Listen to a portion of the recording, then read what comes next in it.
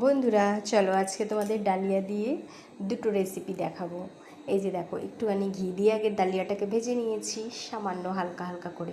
তারপরে এই যে একটু মেথি নিয়েছি, খিচুড়ি বানাবো। একটুখানি মুসুর ডাল আর মুগ ডাল মিশিয়ে ধুয়ে নিয়েছি।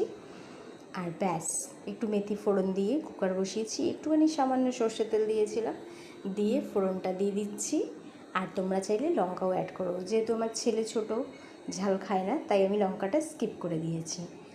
ব্যাস, এবার চাল ডাল ডালটা ধোয়া ছিল সেটা অ্যাড করে দিচ্ছি। আর একটুখানি এই যে এটাও অ্যাড করে দেবো, ডালিয়াটা ভেজে রেখেছিলাম সেটা। চলো, একদিকে খিচুড়ি হবে, 3টে সিটিতে নামিয়ে ছেড়ে দেওয়া, একদম অসাধারণ খিচুড়ি হয়ে যাবে ডালিয়ার। আর এদিকে হচ্ছে একটুখানি দুধ ছিল, খাঁটি গরুর দুধ, সেটা ভালো করে জাল দিয়ে নিয়েছি। আর একটুখানি যে ডালিয়াটা রয়েছে ঘিতে ভাজা, সেটা দিয়ে একটু পায়েস বানিয়ে নেবো।